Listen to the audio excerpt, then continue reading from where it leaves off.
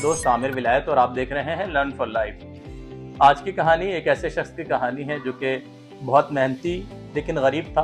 उसकी एक बेटी थी जिसकी उसने बेहतरीन परवरिश की थी। एक दिन उसके घर में एक बहुत अमीर घर से बच्ची का रिश्ता आता है, जिस पर उसके वालिद जो हैं वो रिश्ते के लिए हाँ कर देते हैं। लेकिन बच्ची को इस बात पर एतराज़ होता है कि इतने अमीर लोग हैं और हम गरीब हैं, तो मुझे आगे चल के परेशानी का सामना करना पड़ सकता है।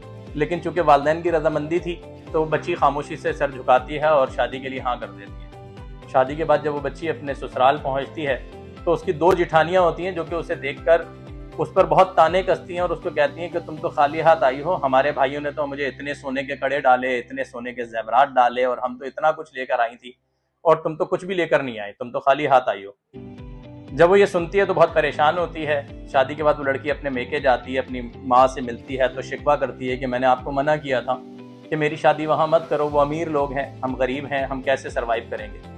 तो उसके बाप तक ये बात पहुँचती है तो उसका बाप अपनी बेटी को समझाता है कि बेटा, हमने जो हुनर तुम्हें दिए हैं वो हुनर है अपने घर को संवारने का, सजाने का, संभालने का।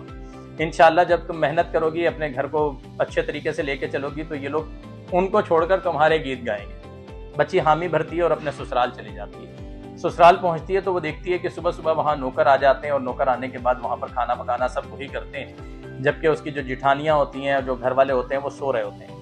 वो ऑब्जर्व करती है कि जो नौकर आते हैं वो गंदे हाथों से, हाथ धोए बगैर ही आटा गूंद रहे हैं, हाथ धोए बगैर ही क्या नाम है लस्सी बना रहे हैं और जो चीज़ें हैं उनकी सफाई का ख्याल नहीं रखा जाता किचन में। वो अपने ससुर से कहती है कि अगर आप मुझे इजाज़त दें तो मैं घर में किचन का जिम्मेदारी मैं खुद संभाल लूँ। ससुर बहुत खुश होते हैं और मुस्कुरा कर कहते हैं कि बेटा, इससे अच्छी बात क्या हो सकती है कि अगर तुम ये जिम्मेदारी संभाल लो।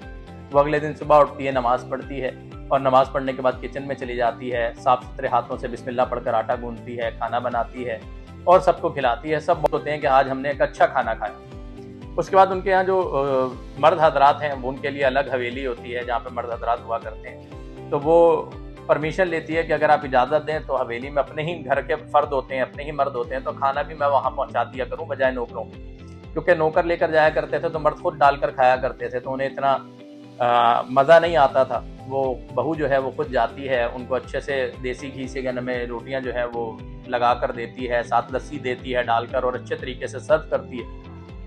अब क्या नाम है, सारे घर में एक ही बात थी और वो थी उस छोटी बहू की जिसने अपनी घरदारी से, अपनी मेहनत से उस घर को जो है अपनी तरफ राग़िब कर लिया हुआ था। मोरल ऑफ द स्टोरी ये है, आप कितने अमीर हैं, आपके पास कितनी जायदादें हैं, आपका कुछ लेकर आए हैं, ये सिर्फ वक्ती तौर पर अच्छा लगता है, लेकिन अगर आपका करैक्टर अच्छा है, आप घरदारी में अच्छे हैं, तो ये सबके लिए बहुत अच्छा होता है। जिस तरह उस बच्ची ने अपने घर को संवार लिया था।